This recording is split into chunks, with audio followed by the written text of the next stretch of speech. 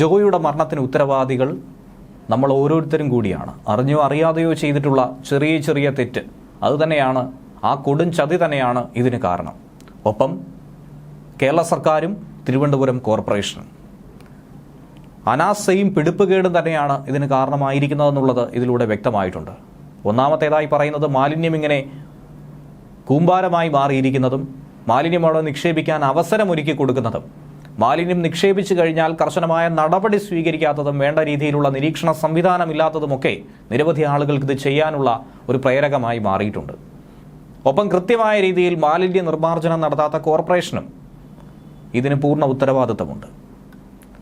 സർക്കാർ സംവിധാനങ്ങൾ നടത്തിപ്പോരേണ്ട മാലിന്യ നിർമ്മാർജ്ജന പദ്ധതികൾ അത് പാതി വഴിയിലായിരിക്കുന്നത്.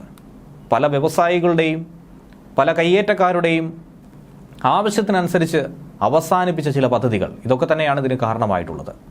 തിരുവനന്തപുരത്തെ മാലിന്യ പ്രശ്നം പരിഹരിക്കാത്തതിലെ ഏറ്റവും വലിയ വില കൊടുക്കേണ്ടി വന്നിരിക്കുന്നത് ഒരു പാവപ്പെട്ട കുടുംബത്തിലെ അത്താണി തന്നെയാണ്. വർഷങ്ങളായി പല ഭാഗത്തു നിന്നും തള്ളുന്ന മാലിന്യ കൂമ്പാരമാണ് ആമയിഴഞ്ചാൻ എന്ന തോടിനെ മാലിന്യവാഹിനിയാക്കിയത്. കടകളിൽ നിന്നും ഹോട്ടലുകളിൽ നിന്നും ഒക്കെ തന്നെയുള്ള അവശിഷ്ടങ്ങൾ, ജനങ്ങൾ തള്ളുന്ന അവശിഷ്ടങ്ങൾ ഇതൊക്കെ തന്നെ ഈ തോട്ടിലാണ് എത്തിച്ചേരുന്നത്.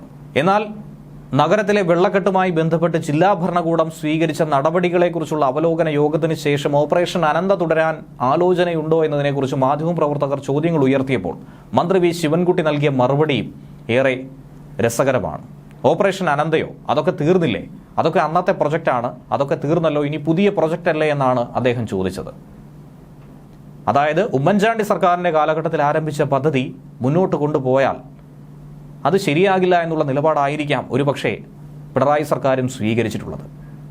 തിരുവനന്തപുരത്തെ വെള്ളക്കെട്ടിന് ശാശ്വതമായ ഒരു പരിഹാരം കൊണ്ടുവരാൻ വേണ്ടി ആവിഷ്കരിച്ച പദ്ധതിയായിരുന്നു ഓപ്പറേഷൻ അനന്ത.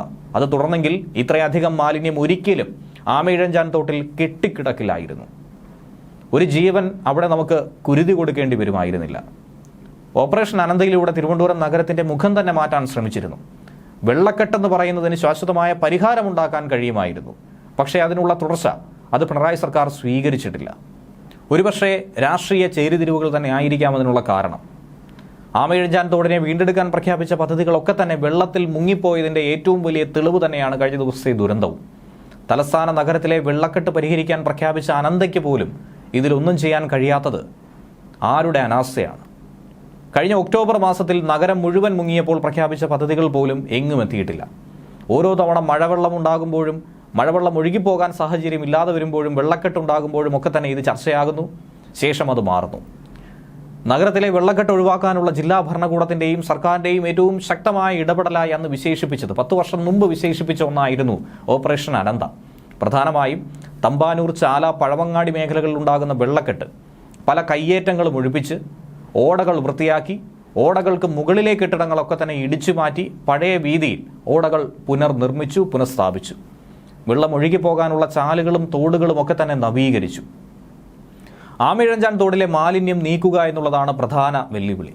രണ്ടാമതായി പറയുന്നത് കയ്യേറ്റങ്ങൾ ഒഴിപ്പിച്ച് അത് പുനഃസ്ഥാപിക്കുക എന്നുള്ളത്. പക്ഷേ വൻകിട കയ്യേറ്റങ്ങളിലേക്ക് അനന്ത കടന്നപ്പോൾ വലിയ ഇടപെടൽ മന്ത്രിതലങ്ങളിൽ ഉണ്ടായിരുന്നു എന്ന് വേണം മനസ്സിലാക്കാൻ.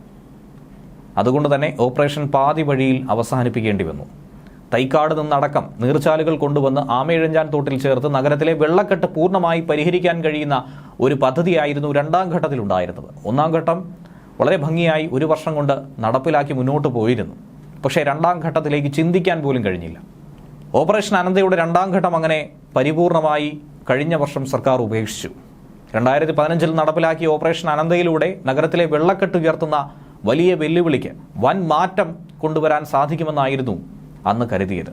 അന്നത്തെ ചീഫ് സെക്രട്ടറി ആയിരുന്ന ജിജി തോംസണാണ് അതിന് നേതൃത്വം വഹിച്ചത്. ജില്ലാ കളക്ടറായിരുന്ന ബിജു പ്രഭാകർ അതിന് തുടക്കമിട്ടു.